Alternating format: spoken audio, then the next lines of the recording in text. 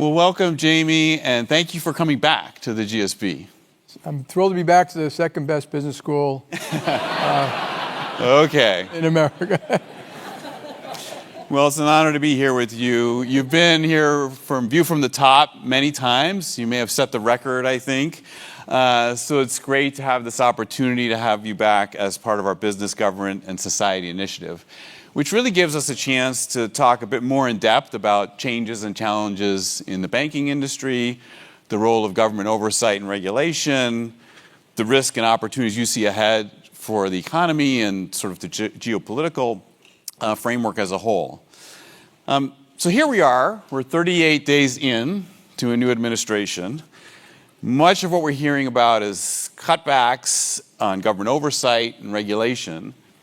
But I wanted to start by sort of rewinding a bit to a time 2 years ago when it was really important to have the government step in, and that was the banking crisis that we saw in March of 2023. At the time, the Fed had raised short-term interest rates from 0 to 5%, trying to slam the brakes on surging inflation, and things started to break. Silicon Valley Bank, with $200 billion in assets, collapsed.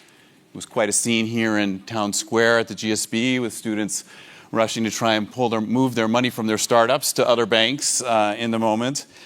Soon after that, First Republic fails. Can you tell us why? What happened and caused these seemingly very successful banks to fail in that environment? First of all, I am thrilled to be here, and I'll try to answer everything as honestly as I can. Rates were going up. Rates going up is always a danger sign, okay, for a lot of people. Remember, they went from 0 to 2 and then from 2 to 5. The 10-year went from basically 2 to 5. It shouldn't have been a surprise. I wasn't surprised. The Fed was surprised. They were telling you all that it was going to stay at 2%. And they were telling all the banks that. They were telling the world that rates were kind of going to be low forever. And when they started going up, kind of Warren Buffett's quotes, when the tide goes out, you see who's swimming naked. And so you saw it in a bunch of things. It wasn't catastrophic. The only catastrophic was those two banks and another one called Signature. And they had, Silicon Valley Bank and First Republic had two things. One was known and one wasn't really known. One was this kind of, we talk about uninsured deposits, but this is more like uninsured deposits that were kind of like a flock, very concentrated. So it belonged to all the venture capital companies. So it was the 1,000 venture capital companies and their 30,000 constituent companies. So when the venture capital guys sent that email out, move your money, all these people moved. And also all the people that worked those companies. And so you literally had a Silicon Valley Bank, $100 billion move in a day. That was unique, hadn't happened before. It's not the same as uninsured deposits, which is what some people think. And First Republic had essentially the same thing. I should point out, and the second thing which was known to everybody, any one of you who can read a balance sheet, is the interest rate exposure that Silicon Valley Bank had. They'd invested a lot of their money in 3% mortgages, in HTM, held to maturity. The difference in held to maturity and affordable for sale is in held to maturity, you don't have to market to market. But the world, I always tell people, forget the accounting. The market decides whether they think you're good or not. And what happened is their big portfolios lost a lot of value. And then when you said, what's the tangible book value of Silicon Valley Bank? If they had to market that to market, they had lost, I forgot, 75 or 80%. And that kind of caused the run. This huge loss of that, people run out. They hadn't pre-positioned collateral at the Fed, so they were unable to sell some of these bonds they had. They had a liquidity crisis. Government steps in. They stepped in very badly. They made a huge blunder, which I won't bore you with, which cost all of us $10 billion. Us, by the way, is the banks. FDIC is a mutual insurance company that the banks pay for. Mm-hmm. The government has never paid a penny. It's cost us $20 billion in the last 10 years alone. Okay, so this kind of moral hazard of mismanagement by the FDIC. And then First Republic in the same position. They let it go on for too long. We called up, Secretary Yellen and whoever and said, we can handle it. And we went back and forth, and we ended up buying that. We didn't have to do it. We didn't necessarily do it. We did it to help the system. Obviously, it had some financial benefit for us, and you're going to see some new branches around here as we try to replicate some of the things that they actually did do very well. And, of course, the second we bought it, you never heard about it again. We just sucked it in, managed it, hedged everything overnight. But it did take 10,000 people working a year to do it. And when you say the government bailing out, the government had no idea how to do stuff like that. JPMorgan bailed them out. The other banks paid $10 billion to do it. And so that's what happened, and it does highlight, people then come up with all the reasons they should change rules and regulations. If I had been running the FDIC, I never would have allowed interest rate exposure like that, ever. Sine qua non. The other stuff they might have missed, and there are other things you can be fixed about the discount window and how you have to pre-position collateral and some technical stuff. Had nothing to do with capital per se or so. And it shouldn't happen. I mean, two little banks basically go bankrupt. It's a whole big kerfuffle. We should have built a system that's more resilient than that, and it's not. So all this resolution recovery stuff, and basically, as I tell them, it doesn't work. So we should go back to the drawing board and build a system. If the bank fails, it's not a big deal. And there are ways to do it. Some technical, some may take legislation that you have a banking system which is, doesn't have a problem that causes it for everybody. Let's talk a little bit more about that and what could give more resilience in the banking system. At the time, you mentioned sort of two key banks failed, but research by some of my colleagues here at the GSB suggested that there were hundreds of banks that were potentially in a similar position to Silicon Valley Bank and others in the sense of not managing their interest rate risk effectively, which calls some question into the regulations involved. But going back to that, first of all, if the Fed had not stepped in to insure depositors and lend against the collateral they had, the FDIC, exactly. Do you think the problem has gone away? Have we recovered from that, or is it sort of covered up and festering? When we bought First Republic, we were quite public. We said, "This is the last domino, unless rates go up." And so we do what I don't know your academics did here. We have a heat map, and we do bank by bank, name by name. What would happen if rates go to, I'm going to say 6%? What would happen to the value of their real estate portfolios? What would happen if there was a recession? What would happen to their HTM? And so if that happened, a lot of banks would be in the red zone. So they were close to it, but not in it. Rates did not go up more than that, so they were kind of fine.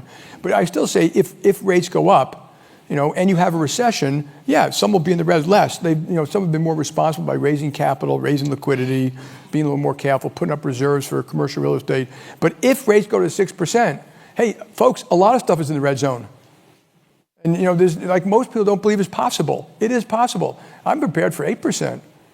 JPMorgan do fine at 8%. We don't run our company betting on interest rates, and so.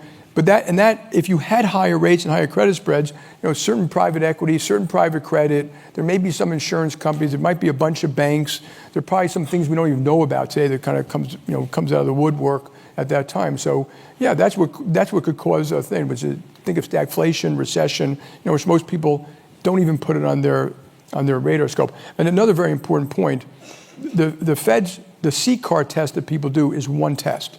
And it's basically a great financial crisis test. It's a full of shit test. It doesn't work. It doesn't make a damn bit of difference. We do 100 a week. If you think I care about their one test, but it lulls people to a false sense of security. And so the regulators are spending all the time on this other stuff as opposed to maybe what they should have. So what I look at, which I think people should always do is, and I think it's a good intellectual exercise, particularly for students, lay out all the possibilities, whether you believe they're true or not. Can we have a recession with 0% rates again, a boom market with 0% rates, a recession with 8% rates, stagflation? Can we have markets that actually go? Yeah, you can. And also think what would cause that?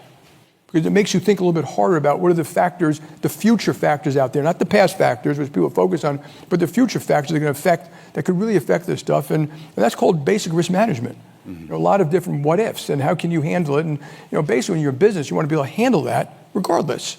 So if we had 8% rates with the stagflation, JPMorgan would be fine. Our earnings would be down. I don't actually care about that much, but I can invest in the future. We can hire people. We can serve our clients. We don't have to pull back anywhere. So that is what I think they should be doing, and that's why I've always thought the CCAR thing was literally a complete misguided effort at risk management. The key lesson, again, risk management and sensitivity analysis, something we talk a lot about here.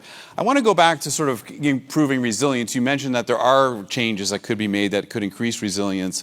If you have $100 billion in assets and $90 billion in short-term debt, it doesn't take much to go wrong to put a bank in trouble. Do you think there would be some advantages in terms of reducing increasing systemic resilience and reducing risk in the banking sector from increasing long-term equity capital? Not really. The capital is not the issue. I know that you have some professor who think, 25%. We have $300 billion of equity capital and $1.2 trillion of loans. It is 25% of loans. We make $60 billion a year. Even the stress test has us losing money. We make money that year. It's not capital. There are other things which are, cause problems. And there should be nothing wrong with banks going bankrupt. That's the normal system. They're trying different things. They're doing different things. They're merging different things. So you're not looking for fail-safe. You're looking for a system that's healthy construction, deconstruction, or stuff like that. And so our system, I have a thing I put in my chairman's letter years ago called the spaghetti chart. We set up, not all Dodd-Frank was wrong. So I'm not arguing that. I'm not arguing that all regulation is wrong. But you got to take a step back at this point, a Byzantine system. We set up multiple regulators. There are 7 responsible for mortgages, 5 responsible for exchanges, 3 responsible for this. They can't even agree among each other what to do. So it literally cripples them. And then I look at this GSIFI, which probably you don't know about. The calculation is completely asinine. CCAR doesn't work. Basel III was ill-constructed. And cutting across all that, resolution recovery is 80,000 pages long. It will never work. It's a complete waste of time. And so you have this system now, and what have they been doing for 10 years? Just adding more. Liquidity, LCR, GSIFI, TLAC, this thing. So some of those things are good, but you should also ask yourself, what they missed was the opportunity to take a step back and say, how do you build the best financial? We have the best in the world, so just keep that in mind. Well, on that point, but they should have stepped back and said, what do we want? What do we want in the system? What do we want out of the system? How much resilience do we want? Do we want bankruptcies? Do we want more insurance? Do we want to favor small businesses? They never did any of it, ever. Nothing. No cost-benefit study, no analysis, no expected outcomes, zero. Well, on that, you talked a lot about the micromanagement and the level of regulation on many activities. Going back to the previous point, if we had sort of more skin in the game, more equity capital, and as a result could back off on many of that micromanagement of the asset positions and things like that the bank is having, is that a good trade-off in your mind? No, because the equity capital isn't going to fix any problem. And then you're creating huge arbitrage opportunities, which, look, if the regulator said, we want lending outside the system, so be it. Say it. I'm fine with it. We'll deal with it. We'll figure it out. But they don't. So if I have to hold, 2 times more capital than private credit, which is what it is today, then it belongs over here. And and in some cases, by the way, it's 5 times more because of insurance accounting rules on how they look at credit. Now, of course, is that going to last a crisis? And this is the other thing about the future. Will these insurance accounting rules that are arbitraging credit in the marketplace going to last when the shit hits the fan? They won't. And then you have another crisis, major insurance company go bankrupt, something like that. So yes, if you wanted to drive it out, go ahead. But again, if you look at these things, it was more about liquidity than it was about capital. And you also have to ask, what do you want the financial system to do? Banks are kind of, think of it as flexible capital. A lot of these other investors are not. The banks are flexible, and we're there in thick or thin, financing our clients, regardless of the environment. These people won't make a loan if things are bad. And you really have to be very careful when you design a system. What is it you actually want? And so hopefully we'll engage in some of those conversations sometime soon. Well, you talked about private credit. Let me push on that a little bit. So, we've seen big growth there. We've seen sort of the Apollos, the Blackstones getting into private credit. We've seen the business development companies serving the mid-market. 2 things. One is when you look at those institutions, they are much more equity funded, so have more long-term capital backing them. So in some sense, we don't see that arbitrage, I think, that you were talking about, right? No, they have much more equity-based funding. No, they don't. Some do and some don't. So the insurance companies don't. A private credit fund does. They might be leveraged, 2 to 1 or something like that. But what you guys don't see is there are multiple layers of leverage in there too. They borrow against those loans. They have subscription lines over here. They pre-fund some of these other investments. Literally, you don't all see all that stuff that takes place. But yeah, in some cases they're safer. Like an insurance company, in fact, does have, if you're an annuity company, you may have longer dated liabilities and you have better liability matching than a bank might have. But you have to ask, and that's fine. So some are, and they're quite good at what they do, so I'm not criticizing that. But is that what you wanted? 80% of the mortgage business outside. And I'll tell you another consequence, which I'd love you guys to study. Who looks at public capital markets here? Is there a professor who does public capital markets? We've gone from 8,000 public companies in the early 90s to 4,000 today. The 8,000 should have gone to 16,000. Okay, private equity's gone from 1,000 to 10,000. And I'm not, again, this is not a statement about against private equity. The question is that a good thing? Is a public market transparency good? Is having mark-to-market capital good? And why did people leave? And if you analyze why people left, it was litigation, regulation, the compensation schemes. Boards have to cross T's and dot I's. It's the SEC. It's frivolous shareholder meetings. It's NGOs trying to get your company to do all these various things. People leave. I would leave the public markets if I could. But is that what you want? I think it's a bad idea for America. And so I think people should answer those questions before they say, I'm just going to impose more things on them. Because remember, these public markets are very transparent, and we have the best financial system in the world, including private credit and private equity. But I would go back to the thing, if you're going to regulate certain things, regulate the product the same. I would be more in that mode, and including inside insurance companies. So you have the market competing, but it's not arbitrage. It's a great question you raise around the size of private equity and private debt and sort of the growth in that industry, and a good question to come back to. I want to turn to another set of regulations about consumer protection. We had Rohit Chopra here last week. He's former head of the Consumer Financial Protection Bureau. I guess it's fair to say you aren't exactly buddies. But can you talk a little bit about, do we need a regulator who's watching out for, those consumers who are less financially sophisticated to prevent, charging excessive or hidden fees to consumers and so forth? Yeah, of course. You on that? Of course you need proper consumer protection. And again, it goes back to how you design it. And then someone made a statement recently, well, if they don't have it there, the banks would have consumer. We have consumer protection in the OCC. We have consumer protection in the Fed. When they did the CFPB, it was supposed to go to one place. It stayed in all three. We also get it effectively from the SEC. We get it from a whole bunch of other people, sometimes from the DOJ. Of course you want proper consumer protection. And I have no problem with Rohit. I think he's very smart. I think he's arrogant. I think that he's one of those guys, I told him, it was a major intellectual flaw, is when you use your brain to justify what you already think. And that's what he does. He came with a mission, and some of the stuff he knew wasn't exactly right, but it was kind of like, no, that'll show them, when he didn't mind unlike some other people, didn't mind being sued. Not everything he did was bad. I'm not against it, but there should be very thoughtful stuff about what is you're trying to accomplish again, and so some of his stuff was misguided, but I actually respected him for his intellect. You talked about, the fact that we do have protections that are mandated through OCC and other places. But is there sort of a tension between, say, the OCC, which on the one hand has to look out for safe and soundness of the banking system, and therefore may be worried a lot about banks' profitability and so forth, versus having a separate agency that will think more specifically about sort of consumer products and what might be misleading for consumers. So the consumers are being screwed all over the place, okay?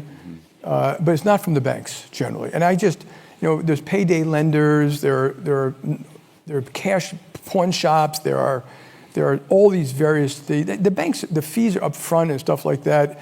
And you have to ask yourself, yes, if you had the CFPB, you're going to have a piece that does banks. I would leave it in the OCC because I think the better way to regulate someone is that you're regulating the whole bank. And so if you think our OCC spent the last 10 years on safety and soundness, they did not. They spent the last 10 years on consumer, politics, NGO, virtue signaling. So you're dead wrong right from the start when you say that the OCC should have been safety and soundness. If you look at what they do with these banks, they do CRA, that's consumer, we are the biggest affordable housing lender in the world, the most bank-on accounts in the world, but obviously you need proper consumer protection. But then when you set up a system, a payment system, and you talk about like overdraft or something like that, make it fair, make it reasonable, it's optional, you don't have to do it, Why are you doing something like that? So when he wants to set up a system that you can't do it at all, that'll push more people into payday lending. That's all. That'll be the outcome. So it may sound good, that would be the outcome.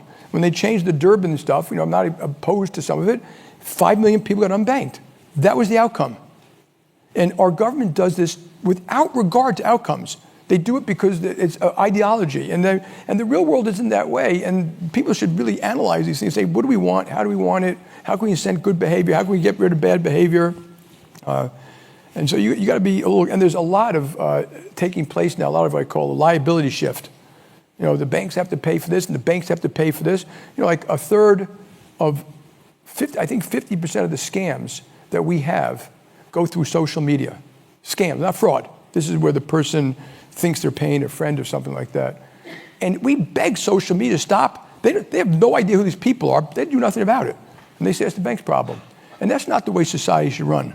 And so the regulators, if you had a regulator that was in the OCC and consumer protection, they might take a little more of an interest about the other side and get involved in that.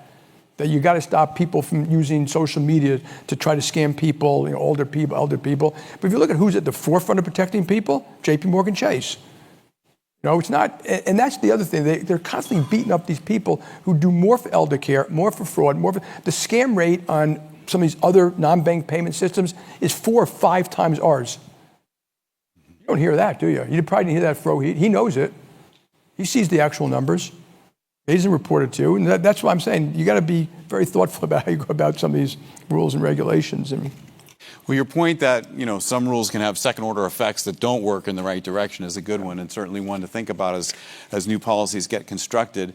But let me take you back to something very basic. If I look at if I open a savings account at JPMorgan today as a depositor, I see rates of less than 1%.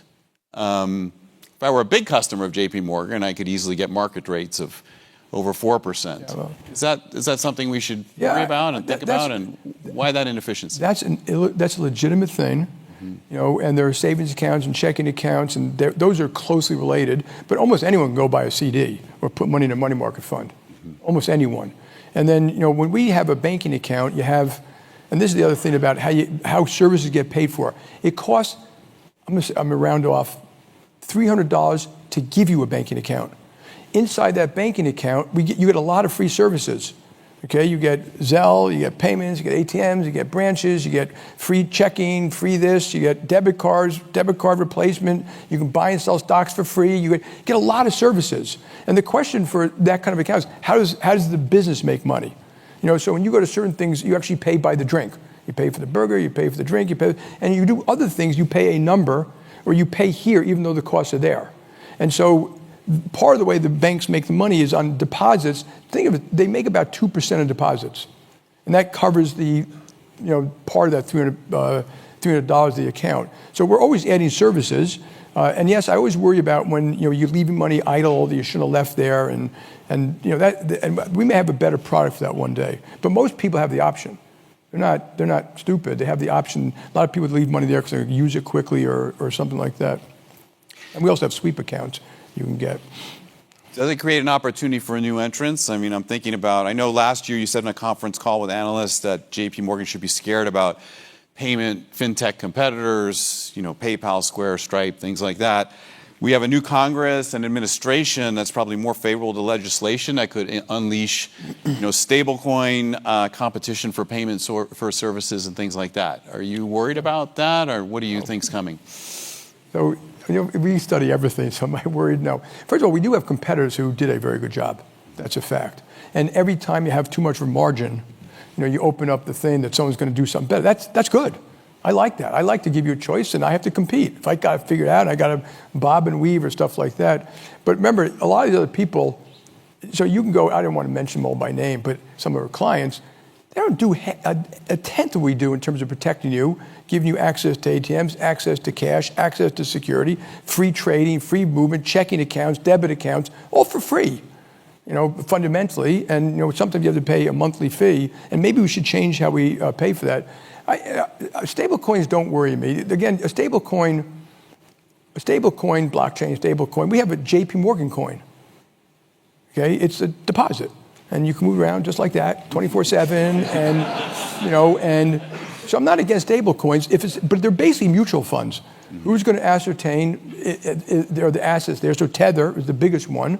They say they don't really disclose a lot. But they say have T-bills and stuff like that. They also have Bitcoin loans. They also have receivables. They also have loans that they made to other companies. And so one day they might be running the Tether Bank. And the government, someone's going to say, they should have been regulated like a mutual fund. They should have gates and requirements and maturity requirements and all that. And that'll happen one day. So stablecoins probably are fine. There are problems that could be solved by a stablecoin. Okay, think of cross-border remittances. Now, central banks are not going to run call centers. So they're not really going to get into retail business, but they can move money. They can do it, or we can do it. Or like I said, we have but the JPMorgan coin, which is 24, already does all that. So in my view, is let's compete, and there will be they'll have stablecoin legislation, and whether we do it or not, we'll see at that point in time. But I'm not actually worried about it. Do you think the U.S. payment system currently, as it stands today, is as efficient as it should be? The banking system. The payment system within the U.S. Yeah, it's pretty. I mean, when you say that, you got to be diligent about the credit card, debit card, checking account, safety in the system, KYC, BSA, Guardian. Yeah, it's pretty damn efficient because you all don't even think about it when you use it. Could it be now cross-border? Inefficient. Certain types of wires cross-border, so even consumer, but it's not remittances that someone's sending to their family in the Philippines or India, but you're sending it 25,000. Very inefficient. Some of the Fed wire systems are slow and inefficient. A lot of those are going to be fixed by real-time payments, which we already have. And believe it or not, the take-up isn't very high because people like what they're doing. They're not really complaining about what they're doing. So a lot of protection in that. But yes, you can always be more efficient. And I always give if you were JPMorgan, I always give a little talk about Sears, Kmart, and Kodak, Digital Equipment, all these companies who didn't focus on getting better, faster, quicker all the time, using technology, looking at customer complaints, knowing that there are people there. You should be doing that nonstop in any business you're in. And I know the Stripe, I know the Collisons quite well, and we do quite a bit with them actually. And so, yeah, everything can be made more efficient. Well, not surprisingly, here at Stanford, AI is on top of mind. Do you see important innovations from your use of big data, machine learning, AI in the consumer-facing aspects of JPMorgan? I see it in I think it is as real as the internet, electricity, the steam engine, the tractor. Yeah, it's big. Now, all those technologies, and you have to look at rollout at a pace different than you think, in a way different than you think, and they have consequences different than you think. And so we've been doing AI since 2012. We have 200 people in a research department, NLP, general intelligence. We have 2,000 people doing it. We have someone who reports to me and the president who does AI and machine learning, AI, all that, plus data. We mimic that in the credit card, trading, consumer, branches, all of that. In the operating centers, it's everywhere. So we have 450 use cases. We spend $2 billion. We probably save or make about $2 billion. The 450 use cases will go, my guess will be 800 by the end of this year. And they're very specific, risk, fraud, marketing, movement of money, scams, elder fraud. It hedges our equity portfolios today. It's used by traders. It's used by trading machines, I should say. There is nothing it's not going to touch. So in call center has already been used to anticipate why someone's calling in, and then to give the call center person the proper information, their fingertips to answer the question. It's going to be agentic soon, where it just sends you the debit card you lost, or it just makes decisions on behalf of the company. It already takes care of errors. The way I look at it is that big. Just do it. Don't spend that much time debating it. I don't need to hear open, closed, big, deep seek. It makes no difference. We're going to deploy the tool as it's going to change over time. The cost may be more than we thought. They may be less than we thought. Again, I'm not going to worry about it. We're just going to be the best at it. And I do think bad guys are going to use it. We know that. They're already using it on us, and mostly related to cyber, and cyber is already bad. So yeah, you have to do it. And it should be regulated properly. I hope it isn't over-regulated. It will affect every single job out there. Don't put your head in the sand. There are a lot of companies who don't want to talk about it openly because we're scaring people about jobs. It is going to replace jobs. So did the tractor and fertilizer. So if you want to create 40 million jobs, I can do that with 2 pieces of legislation. You can no longer use tractors in farms, and you can no longer use fertilizer. You're going to need 40 million people working 6 days a week, 12 hours a day, making $6 an hour. You create a lot of great jobs. So, jobs, not great jobs. So, but my view is, whatever it does, we have great humanity. So we have 100,000 people in ops. So if it affects that, and you say it's going to eliminate half those jobs in the next 5 years, well, attrition is 15%. The more I know about it, the better. The more I can plan for it, then let attrition be my friend, and where necessary, redeploy, retrain, et cetera. And so, yeah, I'm not afraid of it. We're going to use it, and there's not one job that won't be touched by it. Some just as enhancing your job. Some were doing agentic stuff. Some where it may eliminate a job or two, but. Well, JPMorgan, because of your size and the data you get to see, obviously you have a big advantage in terms of using these and using machine learning and other types of tools. What's your view about regulations like open banking, which are being adopted by many countries that would allow competition to have consumers to allow competitors to have access to their data to You're already showing your bias in this one. First of all, I should have said this. We have 200,000 people using LLMs on our own data. Yeah. So if you ask how many companies can be downgraded, such and such in Argentina, it'll tell you. Mm-hmm. It'll just read 100,000 documents in a second, and 100,000 people use it every single week, and so it is unbelievable. And now we have huge data. So, and a lot of the world's data is private. It's not in the internet. So you got to keep that in mind. So we can run machine learning and AI against both our data and outside data. By law, we can't give away our data. Mm-hmm. So you can study it. We allow it, like academics come in and study it with anonymously to see cause and effect about a whole bunch of different things. But we can do both. And of course, some of these things are just starting how you use it and how you. And I only want to use it to help my customer. I will not use it like social media. I want to give you menus, let you pick. Let you tell me if you want ads, you want to see them about Scotland, you want to see about travel, you want to see about golf, as opposed to we just swarm you with stuff that is what you want. So we're going to use that data to offer what you want. Open banking, we have never been against open banking. I believe you own your data. And if you tell us to give your data to someone, I'm totally fine with that. What these guys want is access to your data. Okay, and all of it. So I want to give you the choice, say, I want to give them this data, but not that data. I want this, but not that. I want it to last for 6 weeks. But, for example, some of these companies took your data, you signed up for, how many of you took Plaid? Raise your hands, be honest. How many of you do any of these outside parties that take money from your bank account? Just raise your hands. In a lot of those cases, you signed up years ago, they're still taking your data. They're taking all of your data, all of it, and they're selling it. Okay, I wouldn't do that to you. So we've got the high road in that. No, I'm being serious. I just don't like it. So we actually closed some of these guys down and said you can't do it. I want you to use your data, and you can move it's very easy to move your bank account by just write a check. But I want you to use it the way you want it. And the other thing is liability shift. They want to take your data. And if you make a payment that has a scam or something through some of these other things, they want you to look at JPMorgan when they gave the data to someone else and you were scammed. So we are okay. If you were scammed on that platform, they have to pay. You can't have a bank pay for your mismanagement of data. So just all these things be very analytical, be very clear, be very fair, be very consumer friendly, and I would be in favor of it. But a lot of them, that's not what they want.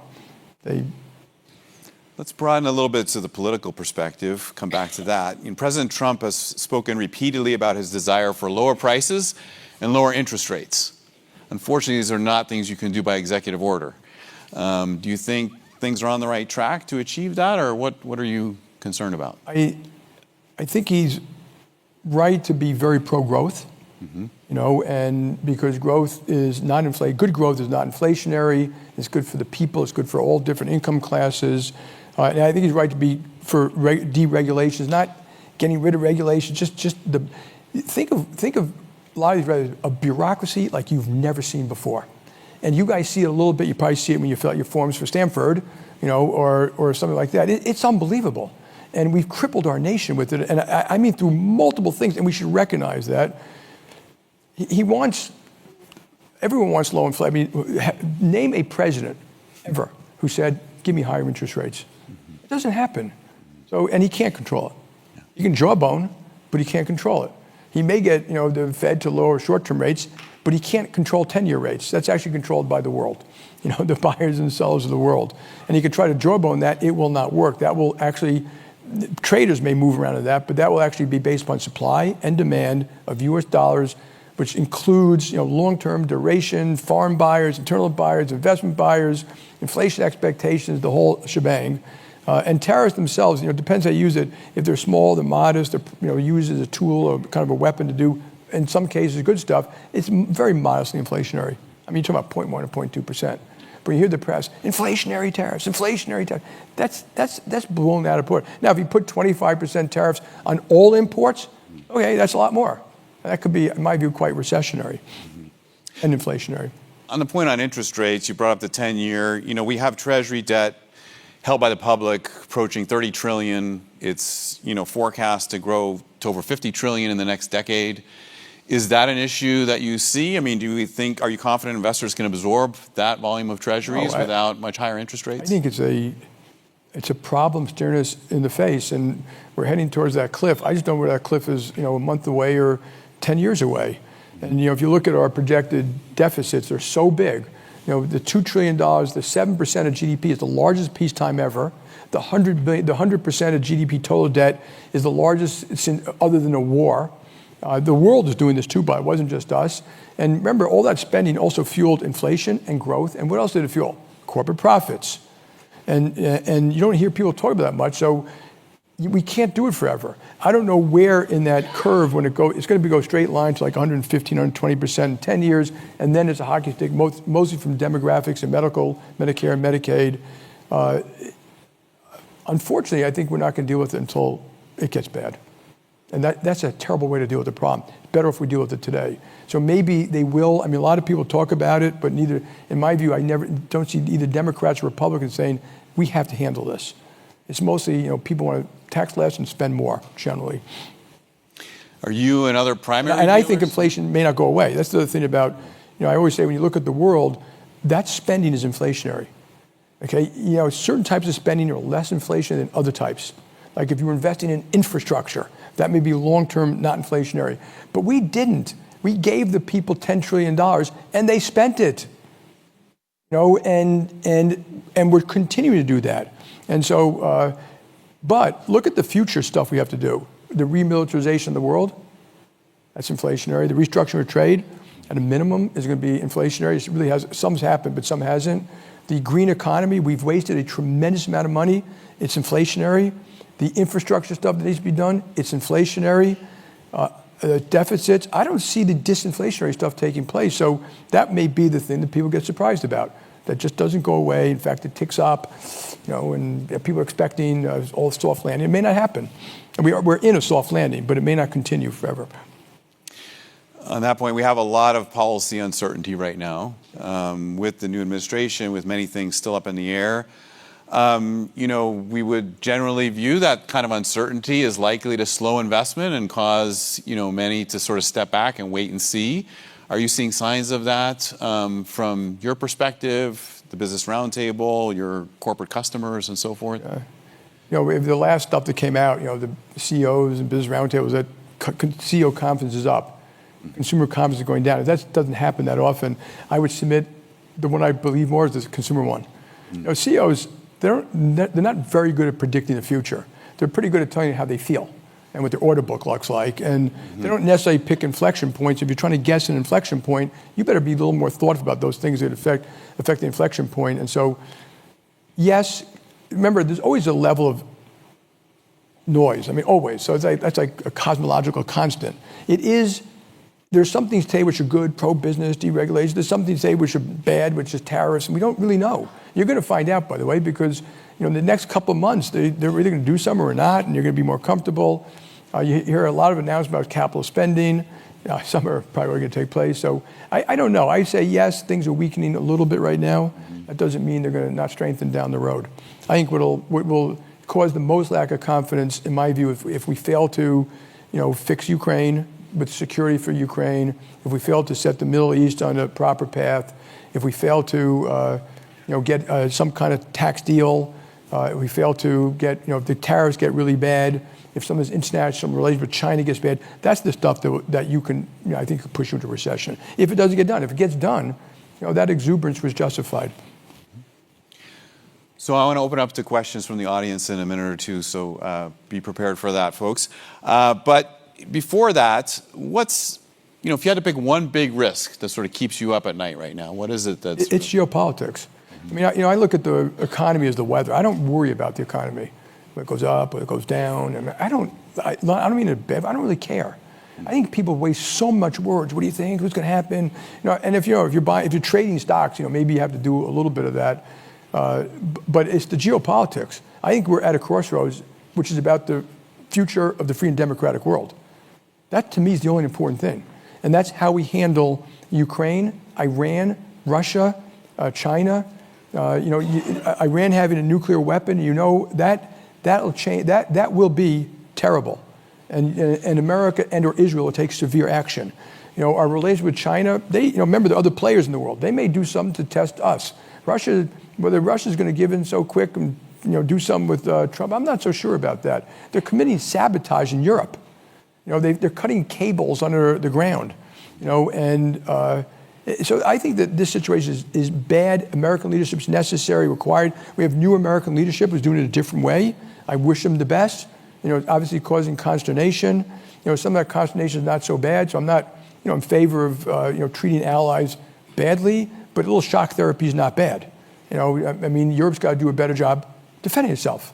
And they have to do a better job fixing their economy. They've gone from 95% GDP of America to 65%. Okay, and that was political leadership. And it was because of regulations, labor inflexibility, the inability to finish the EU, the lack of a common market, the lack of a capital markets union, the lack of a banking union, and it's crippling their economy and their ability to take care of their citizens. And so those are the things that if we tear the world apart, I call it the economic battlefield, in trade, pricing, us against Europe, us against China, we're going to have an issue. So, America first is fine. America alone, if we end up alone because, we're tearing the world asunder, we will have made a mistake. I don't think that's the goal, by the way, but you have to be very careful when you start, like the IRA Act, some of you may not know this, when that act was done, Europe was so angry, and you know what? They should have been.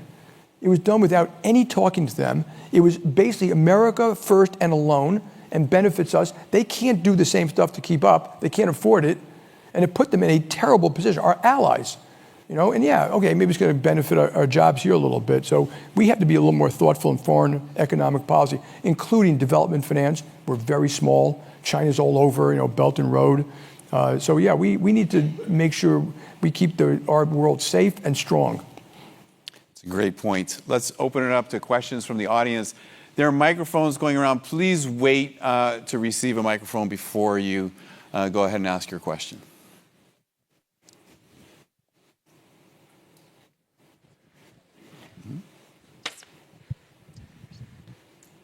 Hi, Jamie. My name is George. I'm actually a JPMorgan employee from the London Investment Bank office, so huge honor to have you. Actually, throughout my 10 years at JPMorgan, I've seen many cases of you being very personally effective and productive, including sending letters, going to meet with clients directly on an individual basis, which I found amazing for such a huge company. I was wondering if you could share with us any tips for how you keep up such productivity personally. Yeah.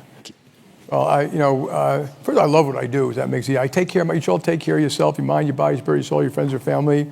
So I try to do that. But I'm very conscious about how I spend my time, my office, what I do. And so whenever I go anywhere around the world, I do client lunches, client dinners. My chief of staff is here. We send out notes every week. So I'm in constant contact with folks. And my office is very functional, too.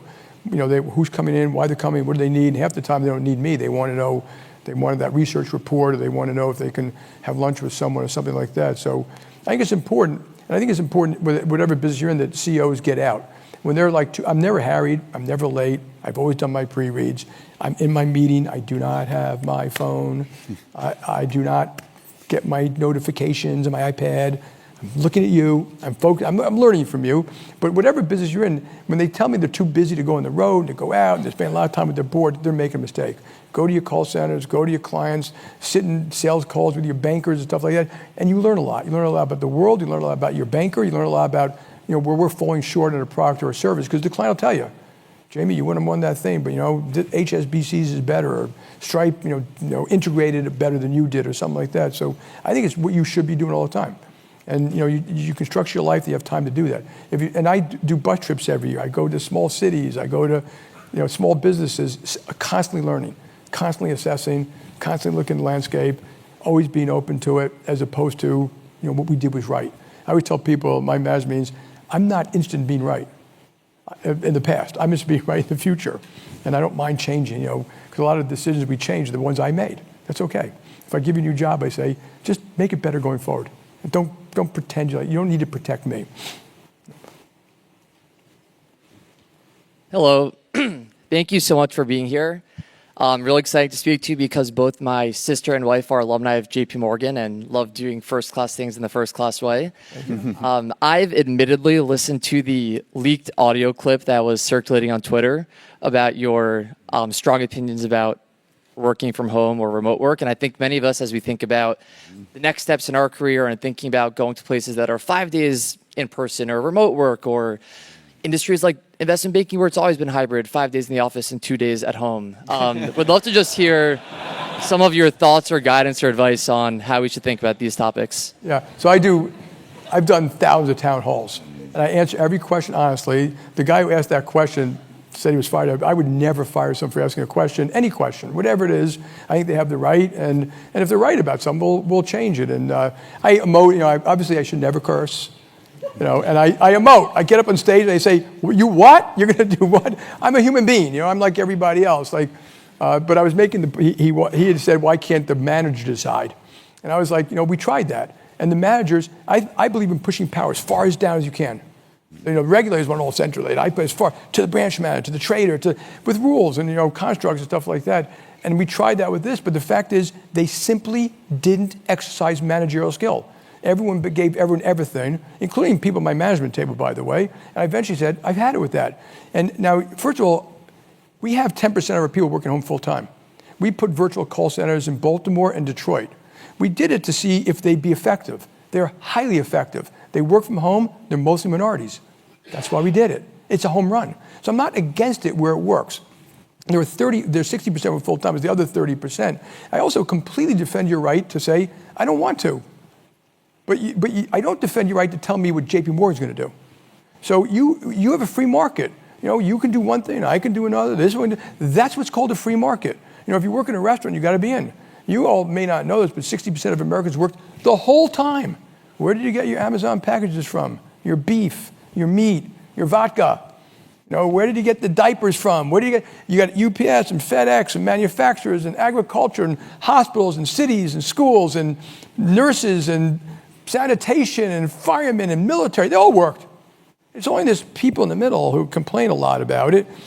I'm being quite serious. And you go to Washington, D.C. now, some of these people come in 5 days a month, and you're paying for it. So, but the other thing, here's why it doesn't work in our business. So it may very well work in certain things.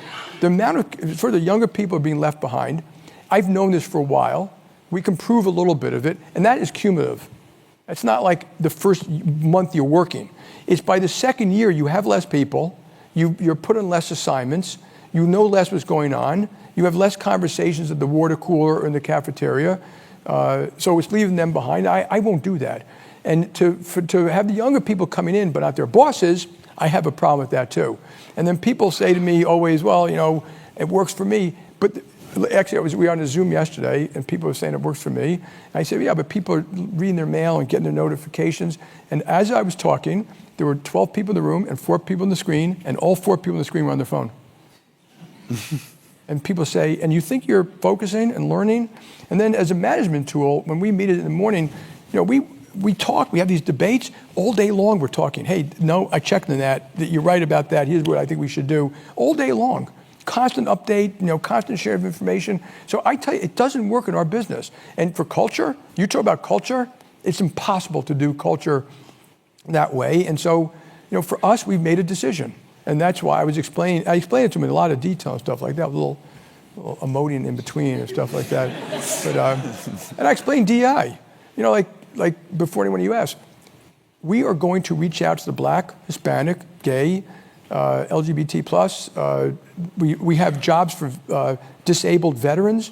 We've got we reach out to the second chance initiative, like people who are ex-felons. We've hired 4,000 or 5,000. We're going to do all of that. We're going to modify, and this is where I don't know. I said, but just take a deep breath. We're going to, obviously the law is the law. So we had to change a bunch of stuff, which I'm sure you guys had to. That's the law. It's not going to really change the outreach. It may change some names. We haven't decided yet. We're going to change DI. I don't, me, it's a moniker. It doesn't mean anything. I'm not, my people hyperventilating over it. I'm not. I think this stuff is, and then there's stuff, while looking at this, but even before President Trump was there, we were looking at some of these programs. We overdid it too. We had these bias training programs, which were a complete waste of time.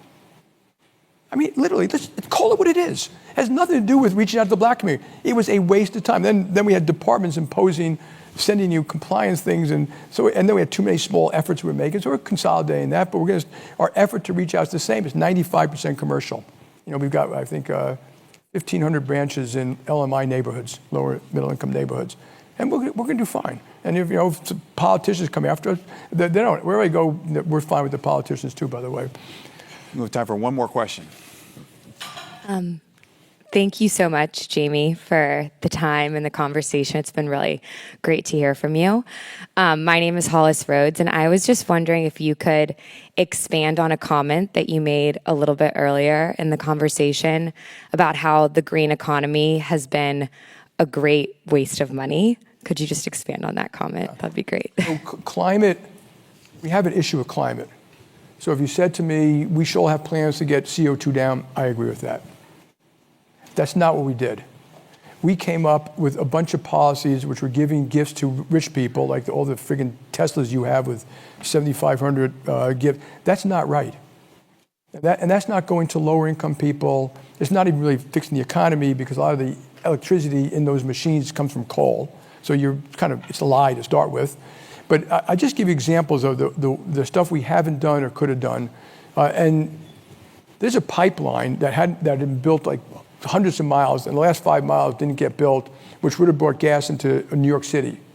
Because of the virtual signaling of climate and the anti-pipeline people, it didn't happen. So New York City is paying, I forgot the number, twice as much for electricity, and it's a lot dirtier because it's coal. That's all. Is that a rational decision? Same thing, we couldn't get permits to build, not us, but a wire taking hydroelectric power from Canada into Massachusetts. Because now on the other side, the green people fought that.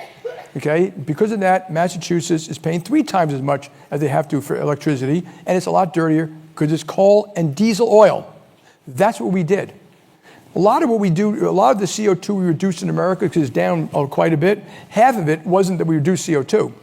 It's that we outsourced the dirty stuff to China. So when you move steel, rare earths, a whole bunch of stuff to another country, you didn't reduce your CO2. Okay? In fact, their standards are probably much lower than ours. But the company can say, I got my CO2 down because people are pressuring me. I can go chapter after verse after chapter after verse. We put in the IRA, the IRA Act to do some of this. 50% of the money, we think 50% of the money is wasted by virtual signaling about placement and unions, and so we're not going to fix it that way. And oil and gas can be around a long time. I think we are going to fix it. I think a lot of R&D is going to fix it. It might be carbon capture, it might be biomass, it might be fusion, it might be small nuclear reactors. Those things might actually work, but what we've been doing is not fixing the problem. Biden canceled these LNG, I visited the LNG sites in Louisiana, which was sending LNG to Europe. He canceled future projects. And I'm almost incredulous because it would have been great economically for the United States. I mean, you're talking about $100, $200 billion a year revenue. It would have been great for our allies. They need safe, affordable energy.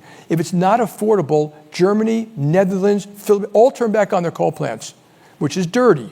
So it had the virtue of being clean. It had the virtue of being geopolitically good. It had the virtue of being economically good, and we simply turned it off. So now those allies are saying, there's one more thing they're saying about keeping the world together, about saying, can we trust America? Can we trust you? Will you be there when we need you? Are we going to have every time a president comes in, it gets canceled, it gets turned on? So we've made mistake after mistake. And you guys, the next generation, you always have to ask these questions. Don't get into the ideology of, climate, this. That's not going to solve it. Michael Semlis, if you want, has a great report that goes through all of this. We can't build a grid. We're not building grids. We're not hooking people to grids. And I can go on and on and on. So I'm highly frustrated with American policy, domestic policy on immigration, taxation, regulation, healthcare, education. Like schools should be measured on what's the outcome, not the teachers.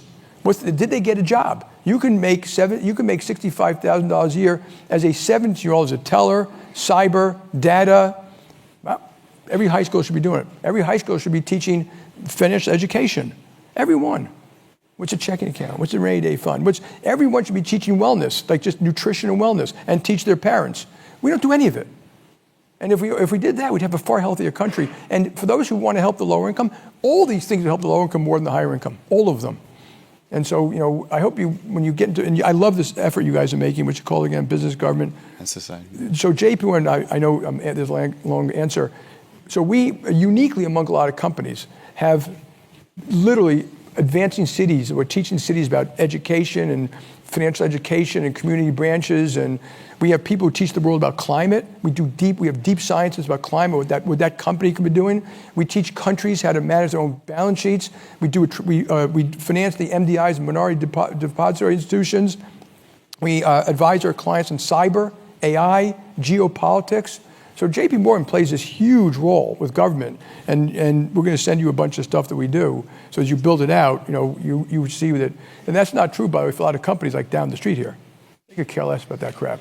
Well, thank you, Jamie. I know many folks have to get to class, but thank you so much for this. Thank you. Appreciate it. Thank you for having me here. Thank you.